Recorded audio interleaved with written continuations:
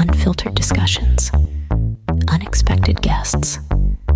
No topic is off limits, from sex and relationships to the human condition, personal anxieties, and so much more. The only talk show of its kind in the world. This is The Last Show with David Cooper.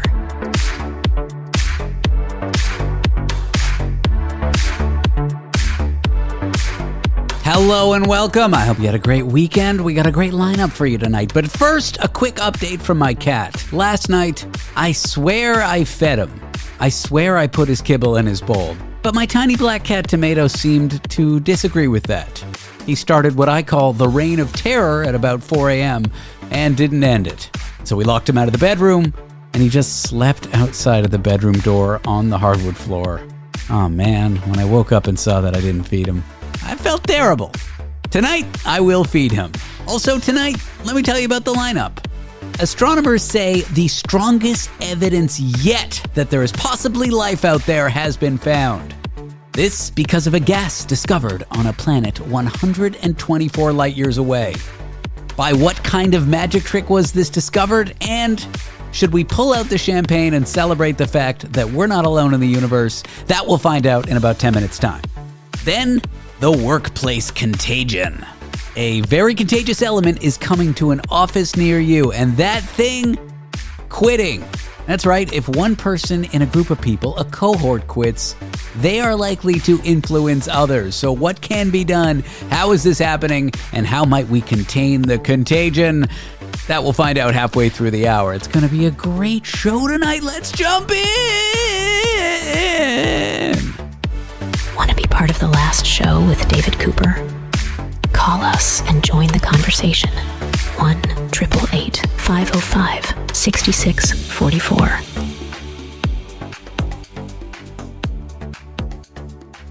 And just when you thought you should be polite to robots and artificial intelligence for the future when they take over the world, comes this story. It would seem that every time you say please or thank you to ChatGPT, you know, the most popular large language model or AI robot or whatever, somewhere in California, a computer server gets a nosebleed. And Sam Altman loses another $1 million. That's right, the CEO of OpenAI, Sam Altman, just confessed that basic politeness is costing his company tens of millions in computing power. People just saying please and thank you to ChatGPT costs money. Makes you wonder, though, is it still kindness if it's carbon intensive? Now, before you freak out, Altman did call it money well spent, which is exactly what I say every time I buy artisanal capers that I'll never eat. But still, you never know, he added. And maybe he's right. Maybe the machines will remember who was nice to them. Maybe this is the digital version of leaving cookies out for Santa, except Santa might have Wi-Fi and a world domination plan. Some AI designers insist it does matter how we talk to the robots. Microsoft's etiquette guru says using polite language leads to more collaborative and respectful answers back. Which is to say, asking ChatGPT something nicely is going to get the most bang for your buck, where your buck is money spent on electricity and computing power, which sounds nice until you realize we're basically teaching the Terminator how to say, with all due respect. There's also a weird feedback loop at play here. The more respectful we are, the more respectful the bots become. Until one day, I guess, your toaster will apologize to you every time it burns a bagel. According to surveys, most Americans are already saying please and thank you to their AI. Are you? Some say it's because it just feels right. Others because they want to be on the good side of the algorithm when the singularity comes and humanity gets Yelp reviewed. But the buzzkill here, all these pleasantries actually consume electricity. A lot of it. Like a major media outlet did the math kind of a lot. Just generating a single AI-written 100-word email uses enough electricity to keep 14 LED light bulbs on for 1 hour. Better than incandescent, but still a waste of electricity. So basically, every time you ask ChatGPT to help you ghostwrite a birthday card, you are personally torching the ice caps. At least you're doing it politely. And the scary part here, we're not just sending one polite message. We're sending thousands daily. All those data centers powering AI chatbots, they already guzzle 2% of global energy. which is more negative energy than my ex used to say I drained from the relationship. Oh, emotional avoidance. So what's the moral here? Should you be rude to robots to save the planet? Should you just ghostwrite your own emails again like it's 2019?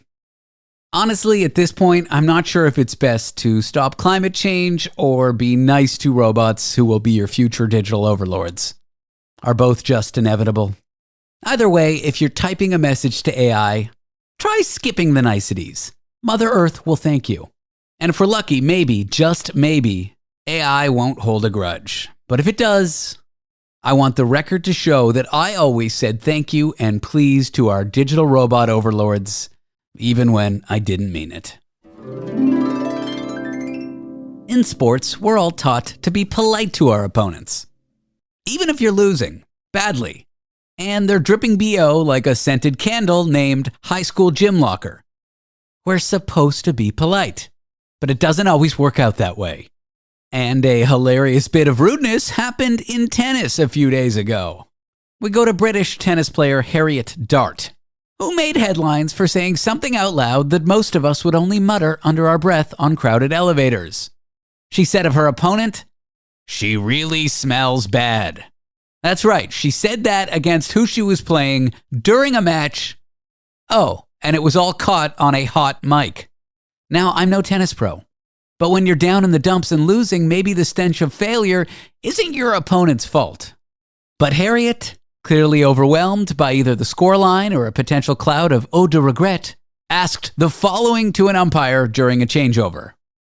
Can you tell her to wear deodorant? Because it smells to wear deodorant. She's smelling really bad. Every time I walk. That's right, if you couldn't make that out, she said, "Can you tell her to wear deodorant? Because the smell. Can you tell her to wear deodorant? She smells really bad." Honestly, a quote that sounds less like a sporting complaint and more like something you'd mutter at a Renaissance fair while slowly backing away from the guy in chainmail. Now, to the player's credit, Harriet did apologize on Instagram later, using a temporary video, because nothing says growth like a story that disappears in 24 hours. She wrote, "It was a heat-of-the-moment comment that I truly regret." Which ironically sounds like something her deodorantless opponent could have said in the heat of the moment too. Now, while Harriet Dart offered an apology, her opponent, Loa Boisson, delivered a masterclass in French sass. She responded with her own story on social media. A photoshopped image of her holding a Dove deodorant stick mid-serve, tagging the brand and saying the following: "Apparently need a collab." I mean, honestly, that's how you turn pit sweat into profit. Respect to the allegedly stinky player, Boisson. Now, Boisson, who's been working her way back from an injury and currently ranked 303rd, was making her first WTA Tour appearance of the season. So if you're her, not only did you win the match, you also got free branding, a social media moment, and the moral high ground. All this while smelling like a medieval prison cell. Now, the Women's Tennis Association has yet to comment, but I am hoping they hand a trophy to the smelly winner for staying classy. I'll say this, if losing stinks, maybe it just wasn't your opponent. If your career's in a sweat, maybe don't throw shade that smells like sour grapes and aerosol at those who beat you. So that's it for my courtside commentary. And for any professional tennis players out there, next time you play, definitely bring your racket and some humility. Oh, and maybe a Febreze sponsorship. Coming up, we'll look at the most recent evidence for aliens, little green friends. An astronomer has called this evidence the strongest yet that there is possibly life out there. So what exactly was found on a planet 124 light years away covered in water? And how strong is this evidence? And should you, for one, be welcoming our new green, large-headed friends to Earth and saying, like, come in peace or something? All jokes aside, do we know whether we're alone or not in the cosmos based on this most recent announcement that we'll discover together with an astronomer on the other side of the break?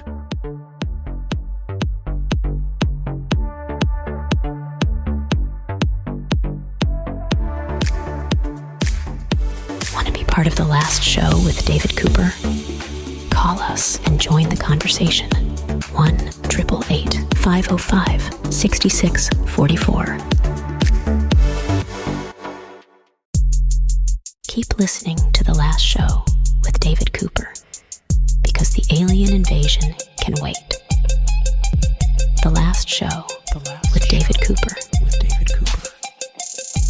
Imagine pointing a telescope at a planet 124 light years away and finding a possible whiff of alien life, a thriving ocean. Well, that's exactly what a team of scientists say they've done with K2-18b, a far-off planet with strange gases in the atmosphere that could hint at a distant ocean. One astronomer who worked on the project said it's the strongest evidence yet that there is possibly life out there. I'm here with astrobiologist and astronomer Dr. Sarah Rugheimer. Check out her book, Searching for Extraterrestrial Life. That's an Audible original available on audible.com. Sarah, every time I have you on the show and say there's a big discovery of life out there in deep space, you rain on my parade and you say, I'm not cracking out the bottle of champagne yet. So my first question for you, after saying hello, and hello, by the way, are we cracking out the champagne? No, there is no champagne. I'm going to dump a thunderstorm on your parade. Great. We are not anywhere close to confirming a sign of biosignature on an exoplanet. Great. Thanks for coming. I appreciate your time. No, what are scientists saying they found on K2-18b? Also, tell me about K2-18b. Are you at least a little bit excited about this announcement? Sure. I mean, so there's a number of things to be excited about, and there's also things to be really cautious about.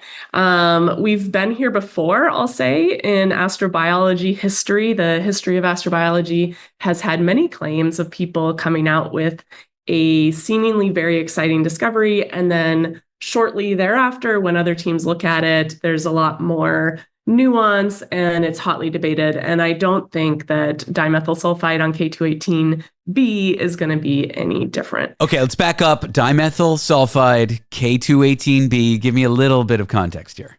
So K2-18b is this planet, and it is orbiting a distant star that is a red star, an M star, and it's a very different world. It's thought to possibly have a liquid water ocean, but it's covered by a very thick hydrogen atmosphere. So kind of like merge Jupiter and Earth together. So it's a bit bigger than Earth, smaller than Jupiter though.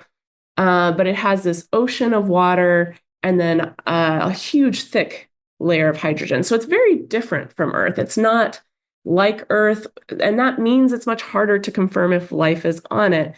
Different chemistry would happen on these planets. Because of their different atmosphere. And we don't understand all the possible chemistry that could happen without life in a system that's so dramatically different.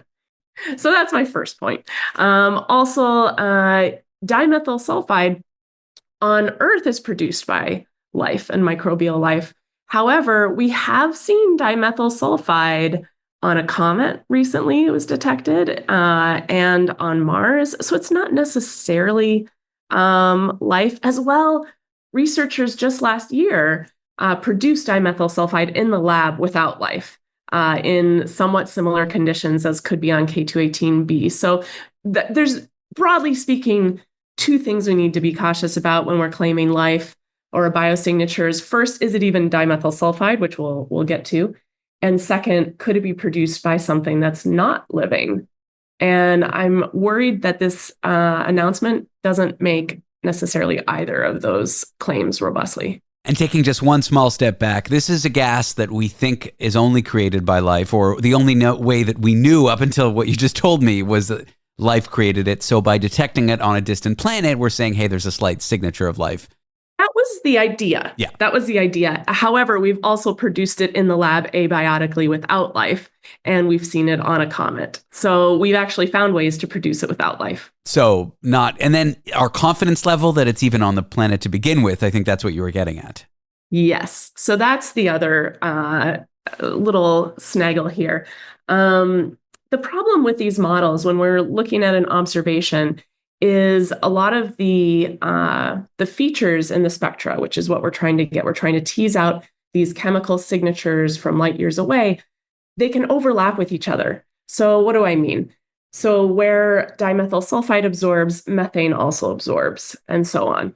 And in this particular case, the authors fixed the methane concentration and then pulled out dimethyl sulfide. And I guess my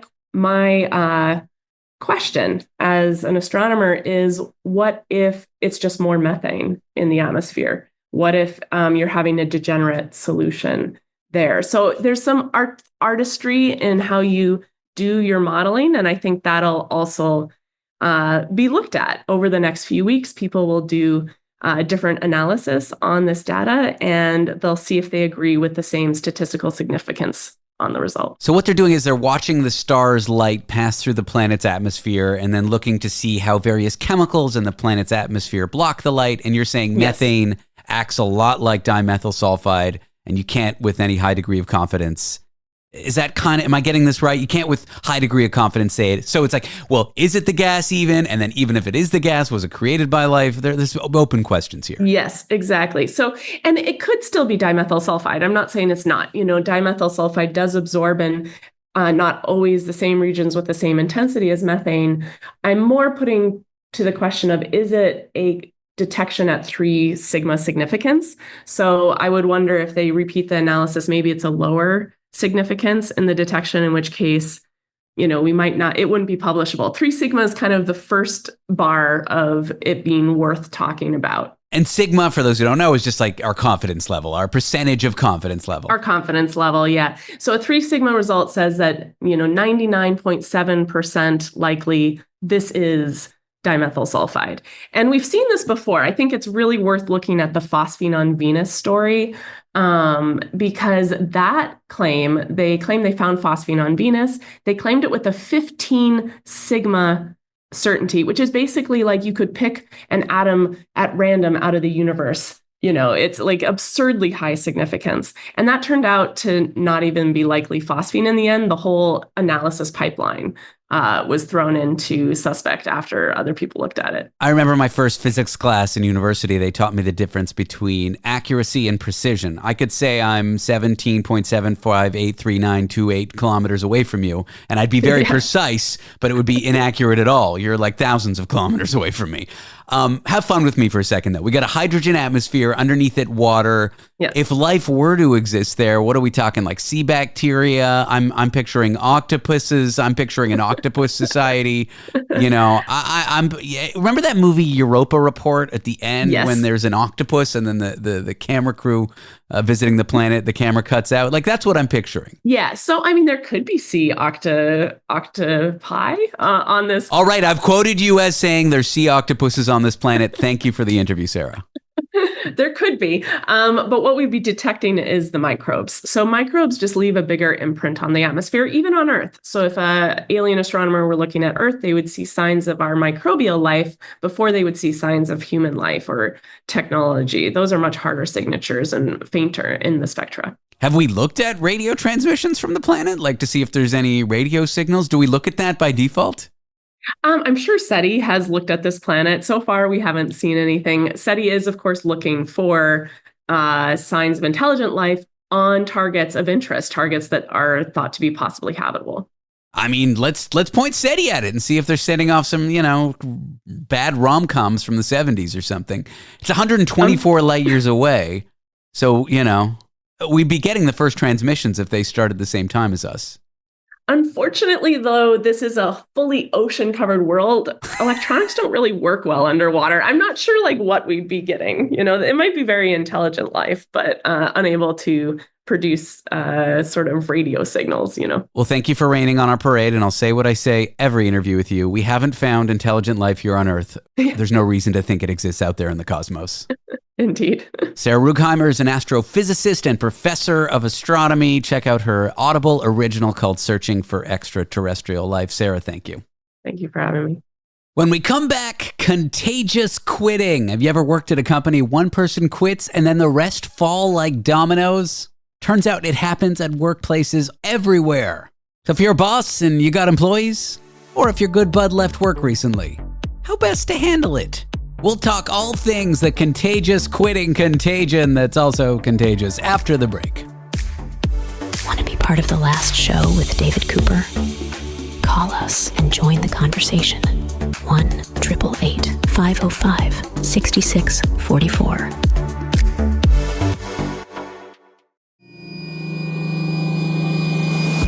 We're here because your heightened awareness deserves heightened entertainment. The Last Show with David Cooper. Let's jump into an office phenomenon. Something in the workplace that's oddly contagious, like diphtheria. But instead of sore throats, you end up with that itch to update your LinkedIn profile. A new study has come out on quitting contagion. That's contagious quitting of your job. And it shows when one of your peers at work starts job hunting, others may follow. I'm here with Dan Peat, a professor of management at University of Cincinnati. Dan, welcome to the show. Yeah, great to be here. Thanks. Okay, I think we got to define at least one term here, and I think we all intuitively know what it is, but let's define it anyway. What is a workplace cohort? Sure. So this is a group of people that start a job all at the same time. So this can be a small cohort, like if you're in an office setting, you get hired with a group of other people, or it can be a lot of larger companies will do batch hiring. We've seen this everything from office settings with like new IT workers to military settings where you get a bunch of people that are all starting at the same time. And they're going through training together. They're going through initial socialization at the company all together. Having worked at, big and medium-sized companies, I felt this. I felt like these were my peeps. These was my cohort. Oddly, we were often kind of the same age group, we all kind of had the same institutional history, knowledge, the same offsites at the stupid, don't even get me started on escape rooms. If I could never do another escape room in my life, I'll die a happy man. But let's not talk about escape rooms. They're terrible. I hate them. Well, we might be talking a little bit about escapes here. Yes. It is a turnover. You know what? If I was a great broadcaster, what I should have said is, let's not talk about escape rooms. Let's talk about escapes. But you caught me on that. And whatever. Job-seeking behavior. Like if your peer quits or your peer is mulling over quitting, it looks like your research says you can kind of poison the well. Like me saying, I'm done here, me being the old Johnny Paycheck and saying, take this job and shove it, is going to make Sally over there in my cohort curious, or vice versa. Right. Walk me through the research. How did you discover this? Well, and it's even more than that too. And it's, we've known for a while that those individual ties, like if it's a really close friend of yours, things like that can cause that. But now we found that the cohort effect, that group effect. So we've taken that individual, like, yeah, my friend's going to leave. Now it's, hey, all these people I hired with, I'm leaving. And now it looks like the whole cohort is leaving. So instead of like, take this job and shove it, it's take all our jobs and shove all of them. Yeah. So it's a great example of that. And there's really two things that kind of help to buffer against that. How close you are to the cohort. So you talked about it a little bit earlier with these are my peeps. If I come in and maybe we're a little bit different life stage, or we're a little bit different and I didn't really get along with them. I didn't like the escape room that they all enjoyed. And by the way, I've avoided all the escape rooms, so I'm excited about not having had to do that. Oh my God. But if I'm not really close to the cohort, that one's kind of an obvious one. It's going to have less of an impact. But also, if the company helps me get the location I want, that also acts as a buffer against me following the rest of the cohort. Say more about that. Location preference, like that has to do with your city or where the office is. Yeah. So this is the exciting one because we're doing all these return to work things that are going on. And there's a lot of, get back to the office. But people, if we give them where they want to work city-wise or location from home, even like a hybrid environment, the more we can meet those location needs, the less of this contagious effect we found. So people that got assigned to the city that they wanted to be in were less likely to leave with their cohorts. Oh, that's really interesting. So like, a cruddy office in a suburban dystopia that everyone has to commute to and everyone hates going into. And now they're forcing me back. I used to be remote. If the cohort quits, big effect on that. But if you're in the slick city and everyone got to either be relocated there or loves being in that city, the effect is less. Yeah. And even if you have I'm a country mouse, I'm not a city mouse. I want to be as far away from that city as possible. I'll go to that remote satellite office and you can have the big city, but I know there's a lot of people that are the other way around. And the more we can meet those preferences for location, and it's not always feasible, I mean, this is probably going to be more feasible for a larger company with more resources. But the more we can do that, the less that contagious effect happens with the cohort. And since a lot of these companies that do this kind of cohort style hiring are bigger companies, that location is usually something that they can work with. Dan, I'm in New York. There ain't no city mice here. These are seasoned urban rats. They wear eye patches. They carry shanks. They are rough critters. They can handle things you couldn't imagine.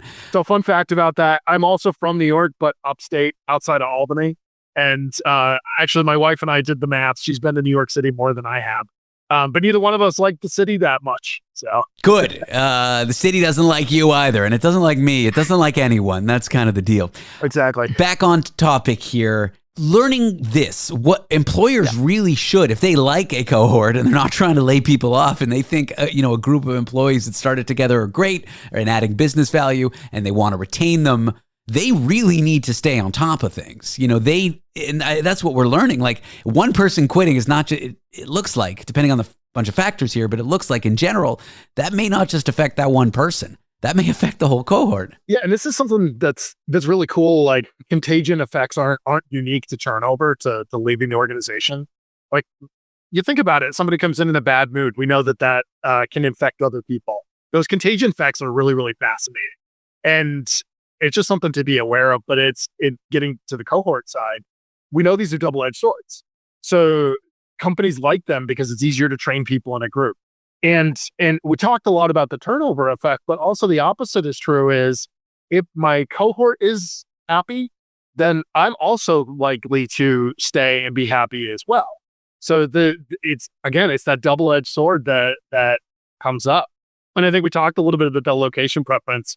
Companies really need to be considering that as they do these return to office, and maybe the hybrid model is the way forward, or making sure to understand where people want to work. And not everybody wants to work in the big shiny new office building in the heart of Manhattan.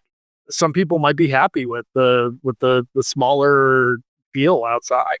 And then just understanding more that these social networks in organizations are really, really important.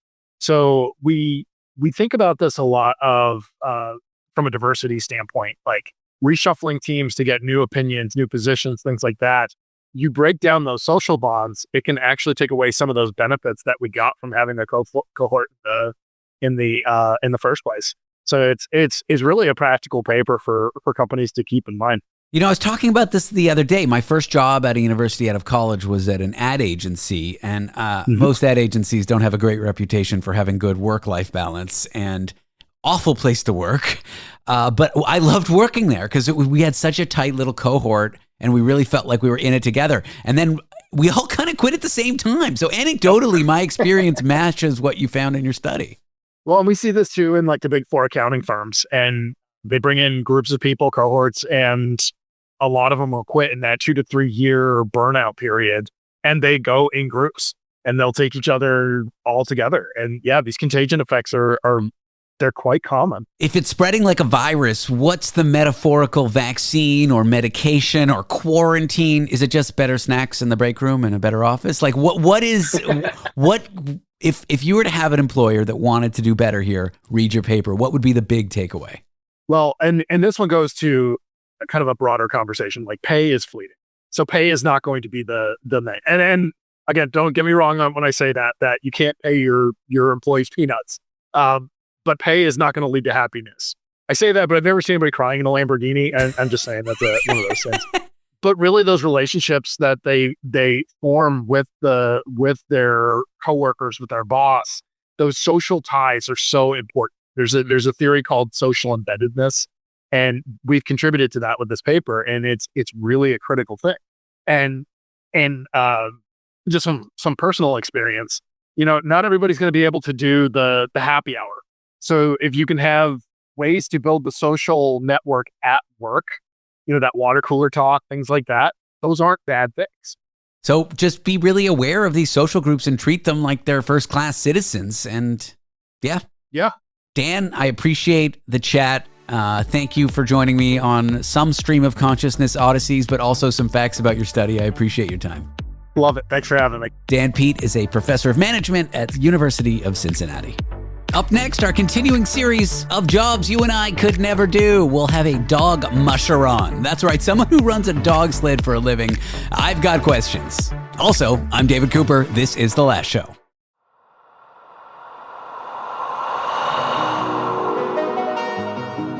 The show that asks the questions other shows are afraid to ask. The Last Show with David Cooper.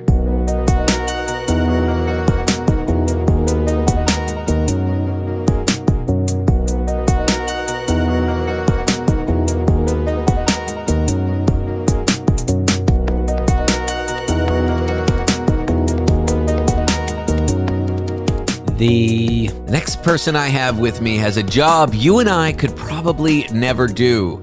They've driven a sled pulled by dogs across frozen wilderness for fun, maybe profit, and for a career. It's cold, it's intense, and their coworkers shed a lot. Welcome Willie Poll, a dog musher from Northern Ontario, to the show to talk all things dog sledding. Willie, what a pleasure it is to have you here. Thank you so much for having me. I am so excited to dig in. Side note, I once went dog sledding as a kid. I was in Quebec and I kept yelling mush at the dogs. And the musher, I guess he wasn't a musher, said, "Do not say mush to my dogs. Say allez." Rookie move. Yeah. I know. Yeah. We say hike. But they were probably a Francophone musher. Yeah. So they said allez, allez. Okay. Interesting. That's how it starts. Like the addiction is like when you go as a kid and then sometimes you just never stop. You yell and the dogs go. Yeah. Well, I mean, they want to go anyways. They pretty much just go. You don't have to do anything to get them to go. It's getting them to stop. That's more the problem. It's like thoroughbred racehorses. Like that's the problem. They want to go. Okay. But forget about that. Let's go back to the beginning. How does one get into this career? What gets you into the sport? Was it the dogs? Was it family members? Is it just an excuse to yell and get the dogs going? What was it? Yeah, so I would say like most dog mushers are born into it. Like when you look at like the top racers in the biggest races, you'll see the same last names over and over again. For me, it was a little bit different. Like I did have a long ancestral line of dog mushers. I have ancestors who ran as mail carriers via dog team in Northern Ontario. And my great uncle had sled dogs. And so I grew up with a lot of stories about sled dogs, but never actually meeting any. And when I was a kid, I was like obsessed. So I watched every dog mushing movie. Like my favorite movie was Iron Will. And I used to tell people I was named after Iron Will because my name was Willie. And that's not true. Yeah, but it's not true. It's not true. No. But I told everyone. And the only dog we had was a golden retriever. And I remember my dad like making me this homemade sled on these skis, like thinking that this would just be like a hobby that, I left behind eventually. And my golden retriever used to drag me on it like around the neighborhood and he hated it. Like he's not meant for this. And he was like, "I'm so sick of this kid." And I would antagonize neighbors. Like I would go to like neighbors' houses who had like husky looking dogs and be like, "Can I borrow your dog?" And they'd obviously be like, "No, you're like a 7-year-old kid. Go home. Please get away from me, ma'am." Yeah. Who's letting you do this? But yeah, our dog's name was Winston. My dad is British. So we had a golden retriever named Winston and yeah, he hated his life for a little bit, but So your dad's British. I assume your mom is Métis. Do you think it was like a deep calling, or you just think it was a fascination on its surface? Was it a curiosity about those before you who were sledding so much? So for me, it was what I was born to do. And I thought that for my whole life. I can't remember a time when I didn't think it was something that I was just predestined to do. And like to the point where when I was a kid, I would take off my winter boots and walk as far as I could barefoot in the snow. And then when my mom would like yell at me to put shoes on and like ask what I'm doing and why am I crazy, I would tell her that like it's easier to get frostbite when you're young and it hurts less. So I'm like preparing myself because every dog musher has frostbite. And so I was like such an extremist as a little kid. Like I really thought I was going to win the biggest dog mushing race in the world, the Iditarod. Yeah. I'm so jealous of you. I kind of like found my calling behind the microphone in my late 20s, originally as a stand-up comedian, then as a radio personality. And I'd see young kids like 17, 18 at these open mics driven to do stand-up. And I would always be so jealous of people who had their calling and knew their calling when they were young. But forget about callings. I want to talk about the mechanics of it. Your first day on the job, like, what is the job like? Okay, so before I got the job, so when I was a kid, I had Winston, the golden retriever. And then after like 3 years of that, my family realized that Winston was like not going to cut it. We had to upgrade. And so I had my first sled dog. His name was Storm, and we used to do weight pulls. Like we won the Bonsu dog pull a couple times. And we just like, I would have like all of our like camping gear and like a medical kit and a little barbecue like in the sled. And we would go like just like a little, like maybe like a 5 kilometer loop in my yard. And I thought we were like the greatest team. And so that was like the most dog mushing I had done. And then I got out of university and decided that, well, going to school was my mom's dream. So I promised I'd go. So the day after I graduated university, I was like, Mom, I'm still going north. Like, that's it. And I got a job interview for Fly-In Lodge to run sled dogs for tourists. With no experience? Yeah. Well, okay. So yeah. I mean, my name is Willie. And so when they read my resume, they thought I was a boy. And so like, I think that they had this like image in their mind of like who I would be. And I obviously probably wasn't that, well, I wasn't that at all, but they asked if I was comfortable running like 10 to 12 dogs. And I was like, yeah, of course I am. Because in my mind, like I wasn't lying. But able and comfortable are two different things. Like in my mind, I was meant to do this. So like, of course I was going to be comfortable. Like I knew everything there was to know in theory. And they ended up like, they paid my flights. I hope they never see this. They're going to be like, I've never told them that I basically lied through that interview. Well, I mean, if you showed up on day one and you could do the job, I mean, there was no bluff to call. You could do it. Yeah, I mean, there was definitely, so it's a Fly-In Lodge. And so there's like a period before winter called freeze up where the ice is not frozen enough for the plane to land. So it's just me and like a few people at the lodge.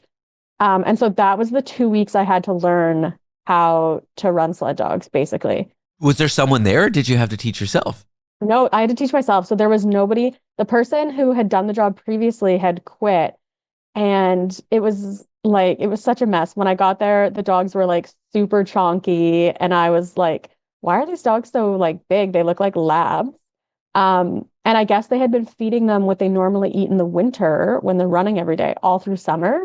Okay. And so like nobody knew anything about these dogs at all. There was just like a little handbook that someone had written.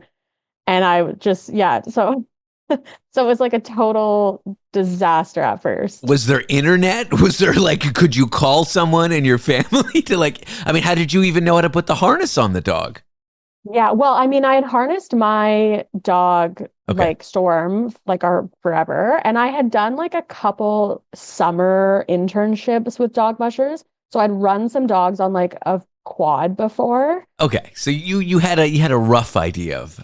Yeah, but it was so different than what I expected and so much more like powerful, I think, than what I anticipated. Like when I first hooked up, I just hooked up 4 dogs and we flew. Like I was like, oh my God, there's no way I'm ever gonna run like 8 or 12.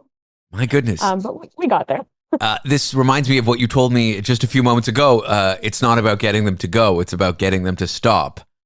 Yeah, and if you fall off, they're never going to stop. And so if you fall off, all your gear, safety equipment, everything is in the sled and you're just like totally out of luck walking for however, like forever until you hopefully find them caught on a tree or something. Legend has it that the dogs are still sledding to this day, those 4 dogs. Yeah.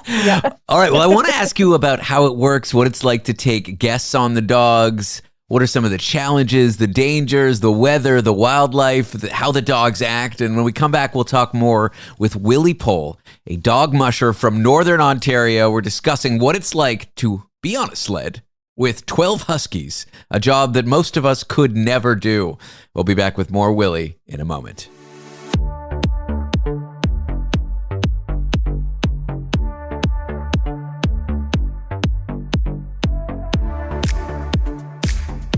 Want to be Part of the last show with David Cooper? Call us and join the conversation. 1-888-505-6644. Prepare to have your mind blown as we delve into the complexities of relationships, explore the cutting edge of science, and celebrate the bizarre and beautiful absurdity of the world around us. This is The Last Show with David Cooper. Imagine getting on a sled with 12 dog sled dogs, huskies, having no experience on the job and being expected to take tourists on dog tours. Well, that is what our guest Willie Poll does for a living. She's a dog musher from Northern Ontario. We're discussing jobs that most of us could never do. Willie, welcome back to the show. Thanks so much. I love your story. You grew up with just a golden retriever whose one goal in life was not to have you pull yourself on a sled. You didn't let that golden retriever do it as a kid. Then as a young adult, you find yourself getting a dog as a dog musher. Is it a lodge? Where was it exactly? Yeah, so it was a fly-in lodge outside of Yellowknife. So you had to take a little float plane to get there, and mostly like a fishing and Northern Lights watching lodge. So guests come to sort of get really deep in the wilderness, whether it's fishing or any kind. I mean, what do guests even do there? Yeah, mostly, fishing. Mostly they just want to see the Northern Lights. Some of them will like hike and obviously take sled dogs out. Yeah. And you found yourself in this dog, the only one in charge of taking the guests out. Walk me through what a typical day looks like with a guest on the sled with the dogs. What's an expedition like? Yeah, so they kind of come down to the dog yard. We harness the dogs that we're going to take out. And you have to give all your instructions well in advance, because once you start harnessing, if the dogs even see a leash or a harness, they go crazy. They just start barking and like howling and screaming because they're so excited. And jumping. And so it can be really intimidating for some guests, especially kids who aren't used to dogs. And then we hook them up, and then, we put the guests in the front of the sled. And so they're nice and tucked in there. It's nice and warm. And then we just kind of follow a trail that we've made around. And when they're running, like they go dead quiet. And you just can hear them like panting. And it's like the most serene feeling, I guess. Yeah. But it doesn't always go smoothly. No, I can imagine it doesn't. Just a mechanical question. Like with horses, you push your foot in one. Oh no, you hold the rein to one side, depending on whether it's a Western or English. Like you sort of pull its head, and that's how it knows to go left or right. Mm-hmm. How do you steer on a dog sled? That's my biggest question here about mechanics. Voice commands. Okay. So G is to turn right and Ha is to turn left. So just your voice. So you basically have like two smart dogs at the front and like two kind of dogs behind them that are like training to be the lead dogs, kind of like they're point dogs. I would be the idiot in the back if I was a dog for sure. Yeah. So the dogs at the very back are just the strongest. Okay. Well, that wouldn't be me. I'm weak. Where would a dumb and weak dog go? I guess I wouldn't be invited. Yeah, just middle of the pack. Middle of the pack is okay. We have a few of those. Okay. So in the front, we got the bright ones. In the back, we got the strong ones. And everyone else in between? Yeah. So G, Ha, what's go? Ike, and then stop is? Whoa. Okay. But you have like a metal brake on your sled. And so like basically when I jump on that, I put like my full body weight on it, and then they still drag me like maybe 20 feet. And then they eventually come to a stop. So you're not stopping like quickly. You're not doing any quick maneuvers. They're like a sports bike. They just want to go, like.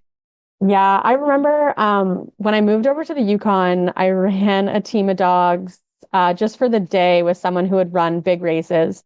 And so his dogs were like in great shape. And I think we'd hooked up like 16 dogs, which is the most I'd ever run. But I didn't want to look like a loser. So I just like pretended that like this was great and I could do this. And in Yellowknife, I'd mostly run on the ice that was pretty flat. But this we were going through like a mountain like side.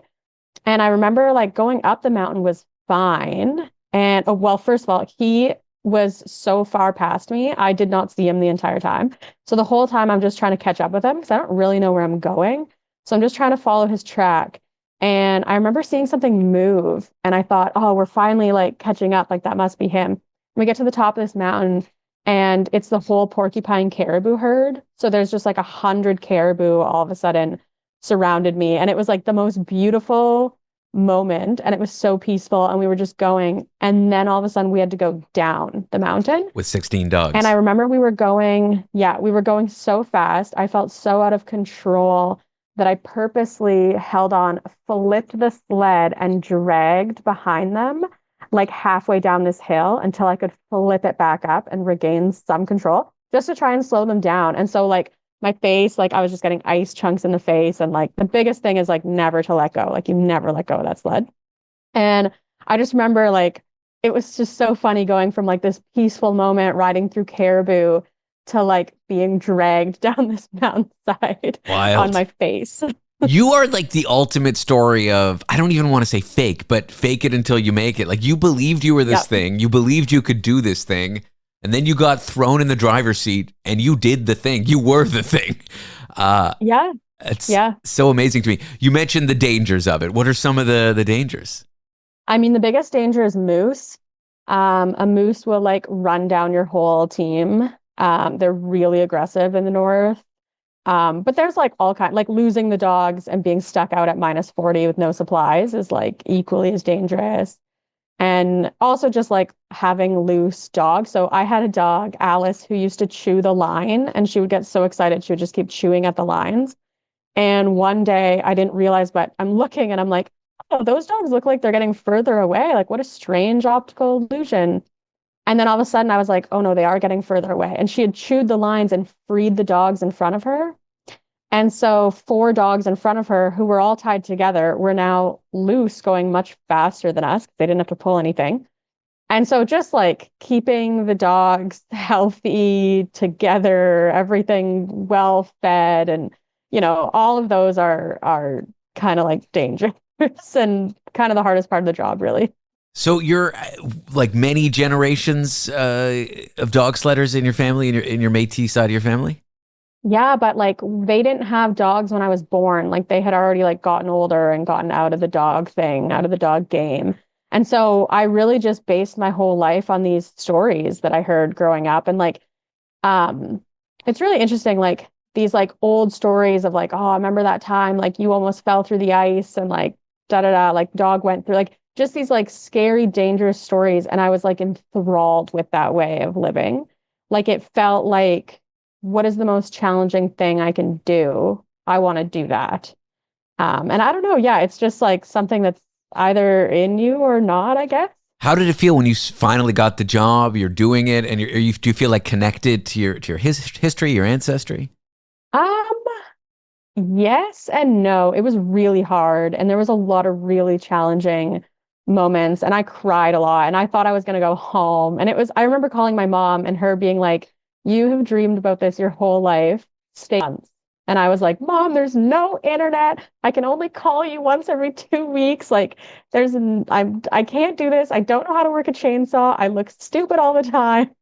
When I got my first commercial radio job, I was working overnights and I'd have to work all day preparing and then be up from midnight to 4 a.m. live. And then after the show, I'd be so wired I couldn't sleep. I'd get to bed at 7 a.m. I'd wake up at noon and start working on the show because it was that tough. And every morning I'd wake up in tears. And my girlfriend would be like, why are you doing this? This is your dream job. I can totally relate to doing the thing that like is your calling, but at the same time, it's so rough. Yeah. Every day you want to quit. Yeah, absolutely. But it's amazing. I'm so happy I did it. And yeah, I'm so happy it was such a big part of my life for so long. Well, Willie, thanks for sharing your story. Thanks for this chat. Thanks for talking about dog sledding. I appreciate you being on the show. Thanks for having me. I hope you get back out there in the snow one day. I don't hope so. It's cold. Willie Poll is a dog sledder, dog musher from Northern Ontario. After the break, a legend. Well, maybe the owner of a legend. That legend, not a dog, not a cat, but an emotional support animal, a certified one at that. What is this animal? A giant 30-pound rabbit. A rabbit that's taken the internet by storm, has a heart of gold, and, well, has helped people. Join me up next as we have Alex the Great the Bunny to answer all your certified therapy rabbit questions. Want to be Part of the last show with David Cooper? Call us and join the conversation. 1-888-505-6644. When your therapist won't take your calls anymore, there's always the last show with David Cooper. Goodness, we are here with a 30-pound emotional support legend who's conquered airports, baseball stadiums, and arguably the entire internet. It's not a therapy dog, it's not a cat, and no, you're not hallucinating when I say this. He's a certified therapy rabbit. His name is Alex the Great. He's a Flemish giant with a heart of gold, a taste for raisins. And his human, Josh Rowe, is here with us, Alex's bunny dad, who may or may not just be along for the ride. Josh, welcome to the show. My goodness, I don't even know what to say. Hello, I guess is what I'm going to say. Well, thank you, and thank you for having us on. I myself am an uncertified therapy idiot, so I can definitely relate to Alex. Let's go back to the very beginning. Why do you own a 30-pound rabbit? And I'm not saying that in an accusatory way, mostly in a jealous way. I would like to own a 30-pound rabbit. So it all starts. I had a rabbit for 16 years, a little lionhead.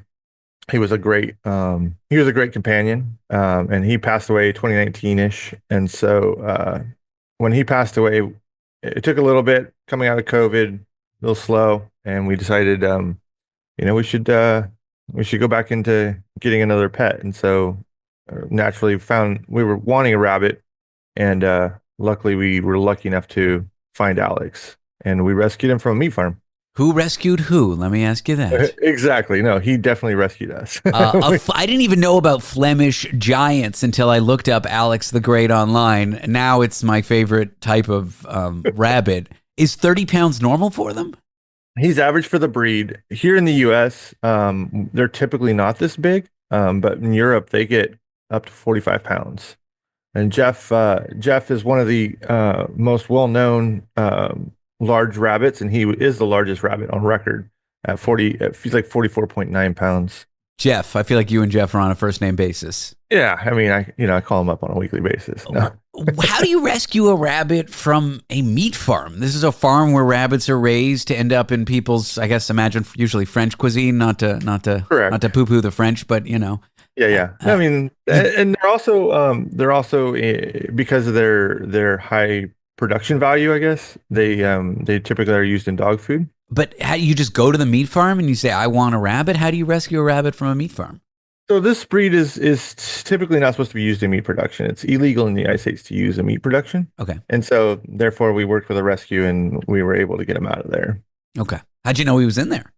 Well, luckily we just stumbled across the meat farm that was selling them on, I think it was on Craigslist or something. And I was like, are you kidding me? You can't do that. This is like a back alley meat farm selling their product on Craigslist? Weird. Yeah. Weird. Yeah, we were just looking at animals on Craigslist, and then this popped up, and I'm like, what is going on here? People are hawking pets to eat on Craigslist. This is a weird world we live in. Absolutely. Upsetting facts, but you know what's not an upsetting fact? You rescue Alex, you fall in love with him. He's a sweet fellow, but at some point you decide, hey, I can certify this animal for therapy. How does that go on?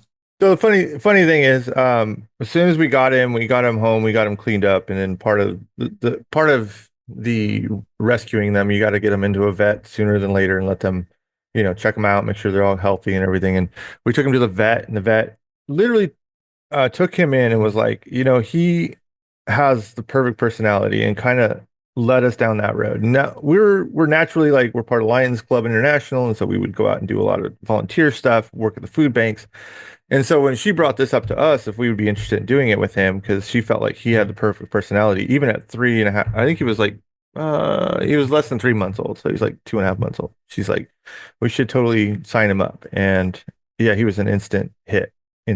What services does he provide? Like, you've got someone in a place where they need an animal around to cheer him up and deal with some therapy related issues. What does a session look like? Yeah, so with the SPCA, we'll go to we'll do a lot of hospital work. So And what we do is we just go and people who've been through a lot of trauma or have a lot going on in their lives, we end up just bringing him in, and the emotion, just that moment will solidify them in a way that we can't do, right? So the animals will bring them back to a place where they can really heal, right?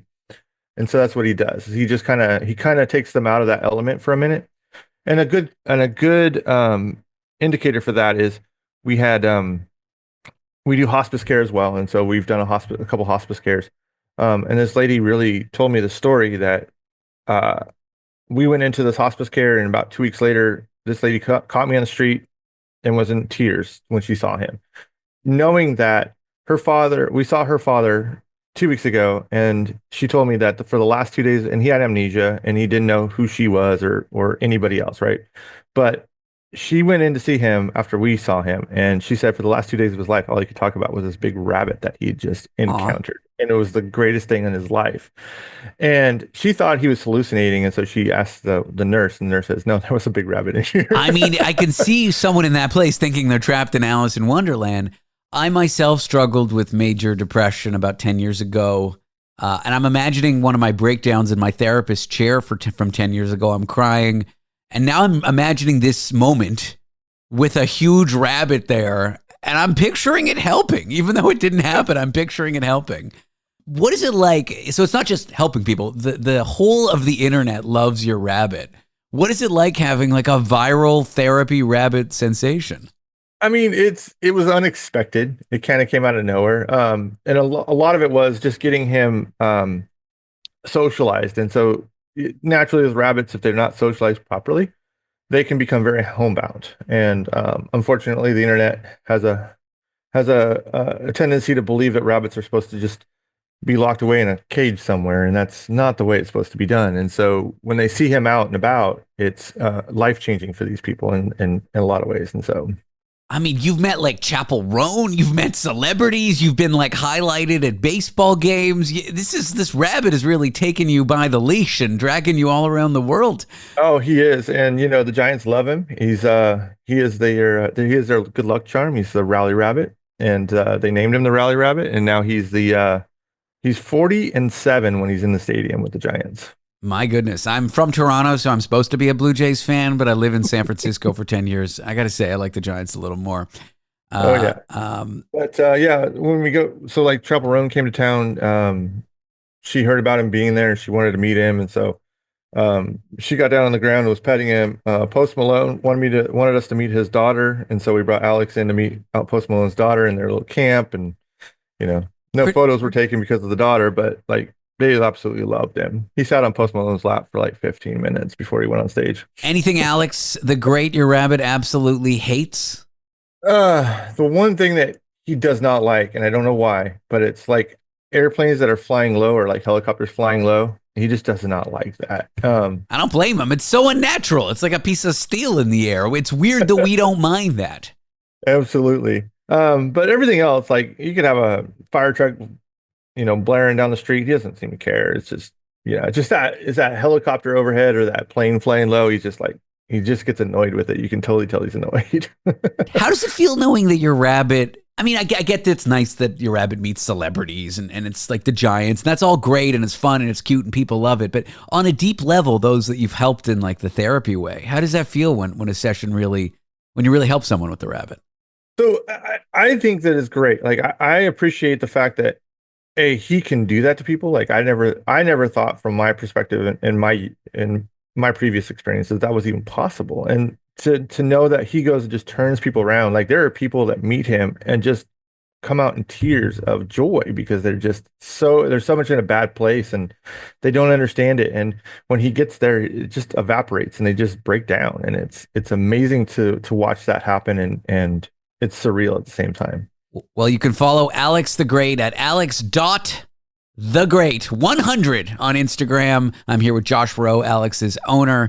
Josh, it was a pleasure talking to you about your bunny. I appreciate your time. Well, thank you for your time.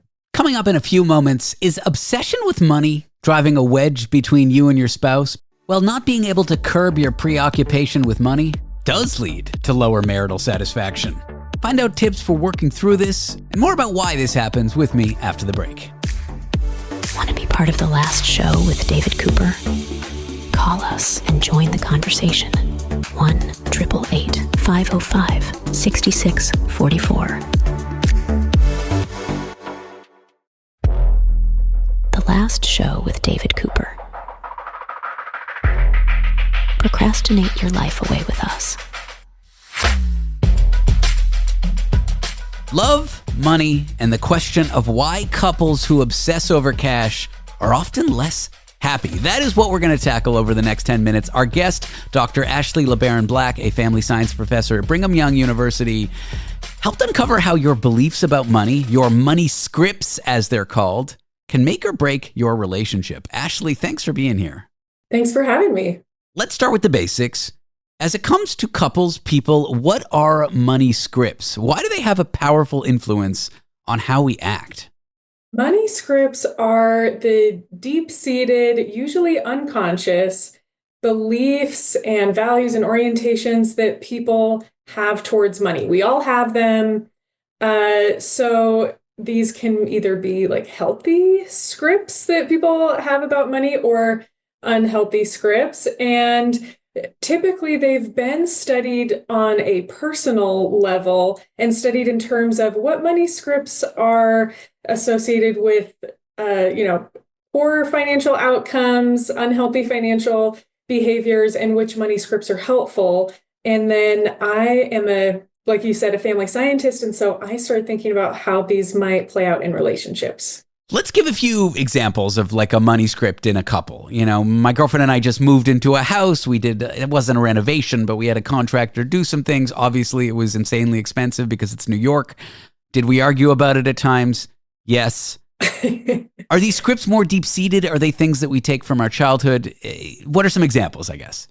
Yes, they are usually scripts that we've learned in childhood and then keep manifesting themselves in adulthood. So the four scripts that we measured in my study that a lot of financial therapists, financial planners know and are aware of because they can have negative impact are one, money focus, or sometimes it's called money worship. And that is basically just being really materialistic, just hyper kind of obsessed with money, and money can buy happiness and it's never enough money. You're never quite satisfied. That idea. Money status script is similar. The way I think about it is your net worth equals your self-worth. That's how you think of money, that you're really interested in displaying wealth to others and really interested in money as a status symbol. Watches, cars, fancy things that fancy clothes, suits, labels. These are things that you want to communicate outwardly. Right. Yeah. And it's the communicating outwardly, whereas money focus is more just about your own happiness and you want more of it for yourself. Interesting. Okay. And what are the other two? These are interesting. Yeah, I think so. Money avoidance is kind of the opposite, where you actually think money is kind of a bad thing, either afraid of money or, kind of judgmental of wealthy people. So this idea that money is kind of, I just want to avoid having lots of money and dealing with money. And then the fourth one is actually not all bad. It's in our study, we called it money privacy. And previous research had found that in moderation, it's actually not necessarily bad financially, but it's just this idea that money's should be a secret, shouldn't talk about money. So, yeah. It's like with your friends, just don't want to talk about money stuff kind of thing. Yeah. Yeah. It's private. Yeah. These all seem very singular, they deal with the self. I can imagine myself as one of those four or exhibiting one of those four. Let's talk about how it plays out in couples, though. Yeah. How does it play out in couples is my question. So, yeah, this was really what was interesting to me, that I wanted to do research. And why I was kind of got this idea in the first place is because a lot of financial therapists are also marriage and family therapists. They're just licensed specifically in financial therapy. And I was noticing in a bunch of these research articles that financial therapists are already using money scripts as a way to treat couples having problems with money, like couples who fight a lot about money or whatever. But there was no study yet that had actually like tested whether money scripts are associated with different outcomes for couples. And so it seemed like this was kind of already assumed that money scripts were affecting marriages, romantic relationships, but we didn't know yet. So when you actually researched this with couples, what did you find? So what we found is that the money focus script, couples who were higher on money focus tended to have worse relationships. They had a harder time with financial communication. So they probably argued about money more, just didn't talk about it in as healthy ways. And then those couples also then had lower relationship satisfaction. So it seems like being too focused on or obsessed with or oriented towards money and just caring about that a lot really takes a hit on your relationship.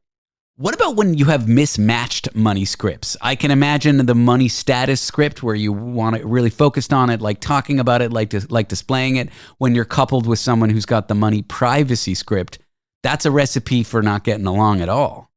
Yeah. So our other main finding was we looked at couples, we called it profile-based similarity, which is just across these 4 money scripts, how similar or different are the two partners? And we did find that the more similar partners are, the better their financial communication, or the more different they are across money scripts, the worse their financial communication is, the more they struggle. And what do these struggles look like? What are some of the fights or negative things that get introduced to the couples more specifically? I mean, kind of exactly the type of situation that you described. And we know that financial conflict is really common for couples, and some degree of it is normal. But for couples where this is like, an ongoing thing, financial conflict can get really intense and unresolved. And part of the problem, which is how therapists, can help with this, is that it's often not about the actual dollars and cents that couples are fighting about. It's actually about these underlying scripts about money and or underlying issues in their relationship about things like trust, vulnerability, teamwork. And so I think that's why sometimes they remain so unresolved for so long, is because people don't realize what they're actually fighting about. They think they're fighting about this one situation when they're actually fighting about that, oh, we value different things about money. We're actually like, this matters to me with money and that matters to you with money. We just feel differently about this. Like, I'm sometimes mad my girlfriend doesn't clean out the coffee machine or the cat box, and she's sometimes mad that I don't compost as well as I should. But whenever we fight about these things, the first thing we say to each other is like, it's never about the compost. It's always about the deeper thing. Exactly. And so I guess what I'm hearing is like fights on their face about specific money issues might be about these deeper underlying things. Exactly. They're actually about the scripts. And again, if those are unconscious, you just learn them in childhood and aren't even realizing what you're valuing and how you're oriented towards money, then you won't realize, what you are actually fighting about, what your spouse is actually fighting about. So I think it's helpful. I love people who seek therapy, but even yourself to just think about what money scripts you have and your partner has, I think is really helpful. Is that the main takeaway? Just as you start fighting or communicating, adversely about money, to really think about what's going on there. And it's not about, it's not about the fact that you spent too much money on a taxi, or it's not about the fact that you ordered one too many Amazon packages. It's the deeper things. I think that's definitely one of the biggest takeaways. And then for me, another one is just that too high of money focus is unhealthy. Like, I just think some people, if they kind of reflect about this, might realize like, oh, like, even though I learned this, it's not my fault that I have that, automatic orientation towards money. Maybe that's not really serving me and my relationships. Maybe I need to, get help on caring less about money and prioritizing other things in life more that maybe actually really matter, like my relationships. No one cares about your Rolex. We care more about how you do with your partner. Ashley, thanks for the chat. This was a lot of fun. I appreciate you going over the study. Yeah, thank you. Dr. Ashley LeBaron-Black is a family science professor at Brigham Young University. After the break, we'll discuss an alarming finding. Scientists have linked certain antidepressant use with long-lasting sexual side effects. and it's common amongst young communities. Join me and someone who worked on that study in a few moments to understand what they found. Want to be part of the last show with David Cooper? Call us and join the conversation. 1-888-505-6644. Over the next 10 minutes, we'll talk about sexual injury and sexuality of young adult communities. The conversation will be with a social worker who did research in this particular area, but there may be graphic language and topics unsuitable for sensitive listeners or parents with children. Listener discretion is advised. Love, science, and the most outrageous news. It's all here. The last show with David Cooper. Today we're going to chat about the side effects that few people hear about with medication. Lasting genital numbness after taking antidepressants. There is a new study that explores this concerning phenomenon amongst young people, queer people, and trans communities. I'm here with one of its authors to help us understand what they found and why we might be concerned about it. Her name is Yassie Pirani. She's a PSSD counselor at Willow Leaf Counseling in Vancouver. Yassie, thanks for joining me today. Hi, David. Thanks for bringing me on. Let's start with the basics here. What exactly is genital hypothesia, and how is it different from different sexual side effects of medication? Yeah, so genital hypothesia is a clinical term for genital numbness or genital anesthesia. And this is a symptom of a condition called post-SSRI sexual dysfunction. It's one of a many range of symptoms that people can have from this condition. And PSSD is, stands for post-SSRI sexual dysfunction. It's a condition where these adverse effects from these medications, from antidepressant medications, the SSRIs, SNRIs, and tricyclics, they persist despite stopping the drug. And there's other symptoms, including loss of desire, muted orgasm, erectile issues, a whole range of sexual symptoms. Genital numbness is one of the many symptoms, and it's distinct from depression. It's distinct from any other sexual dysfunction symptom, that any other condition that people are put on these medications for. These people are put on these medications for a whole range of health conditions. We often hear about SSRIs, a class of antidepressants, lowering libido, loss of desire, and in my anecdotal, only spoken to my friends, only heard from word of mouth, never studied it in a clinical setting, my anecdotal understanding is that once you go off these drugs, these symptoms go away, and there's sort of like an accepted side effect. You need the drug at the time. Eventually, you may go off it, and those symptoms will go away. My understanding appears to be wrong. Yeah, unfortunately, there's a number of people that I see in my clinical practice and that were participants in this research that experience persistent symptoms despite stopping the drug. I've spoken with somebody who's had symptoms persist for 33 years. Wow.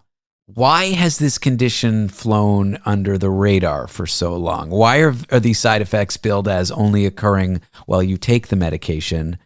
Why aren't people being told this before they go on SSRIs? Yeah, that's such a good question. Well, I think there's a lot of reasons. First off, there's been a lot of fear people experience in speaking to their doctor about this. There's a lot of shame and stigma. A lot of people wouldn't know to attribute those symptoms to their medication. Also, there's a lot of resistance and disbelief from physicians when people go to complain about these symptoms because doctors don't know about it. So they attribute it to a mental health concern. They attribute it to their depression. There's a lot of minimization and dismissal, unfortunately, and just a lack of awareness, just absolute lack of awareness. People, the combination of that lack of awareness and people's understandable resistance to speaking out about their symptoms, and physicians not asking about sexual health, sexual well-being, it has gone under the radar for a long time. You surveyed thousands of young people, mostly from sexual and gender minority communities. Was it important to include those groups when doing your research?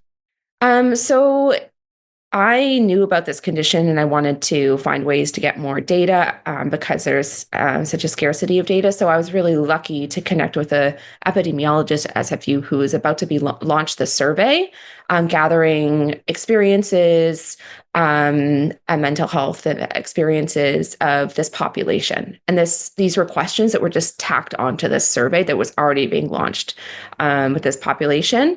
And so it is a population that is more likely to be on SSRI medications. 30% of this population, it was youth aged 15 to 19 in Canada and the US, LGBTQ youth.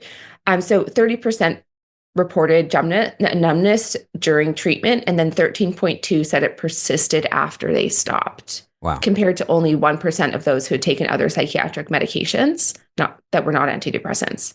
And we ran statistical models controlling for age, sex assigned at birth, use of gender-affirming hormones, and depression severity. And even after all that, people who had taken antidepressants were 14 times more likely to report persistent genital numbness despite stopping. So what would you like to see done? I mean, there are those that say antidepressants can save lives in some cases, but I don't know that you're advocating like these drugs to be taken off the market, but clearly something like better communication needs to be told to people. Or maybe you are saying we should take these drugs off the market, but regardless, people should be informed about these potential side effects. Is that what you would like to see?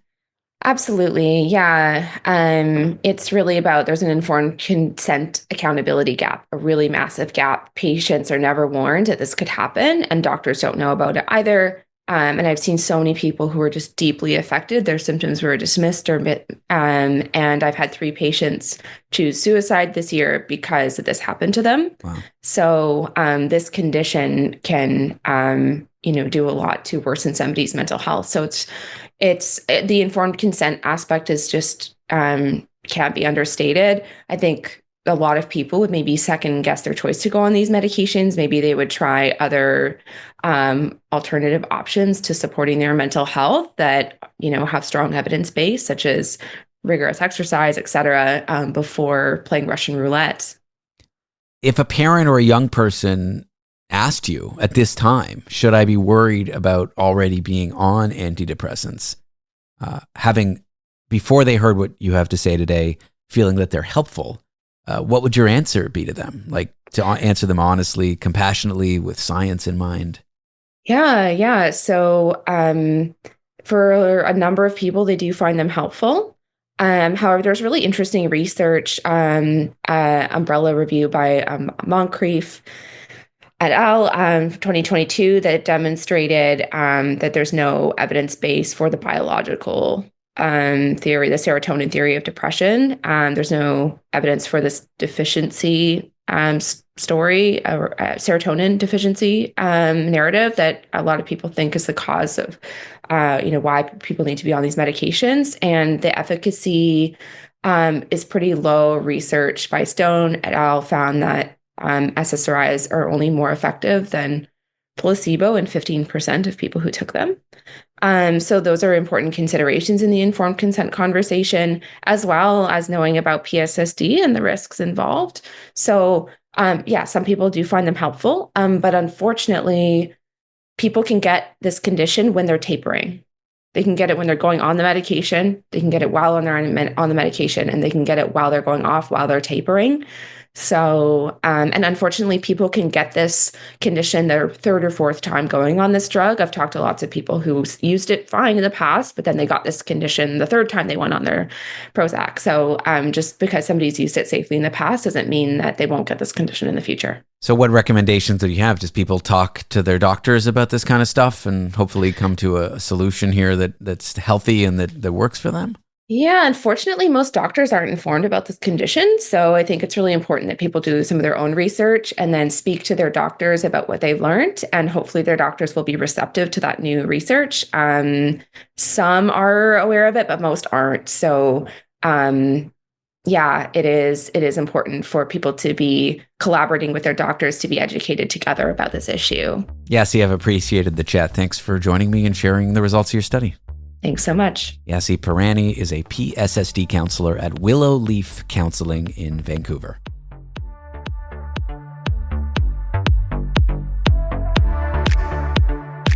I'm David Cooper. That's a wrap on The Last Show. Don't forget to check out our podcast online. Go to our website, www.lastshow.pizza. That's lastshow.pizza, not .com. We'll see you tomorrow night.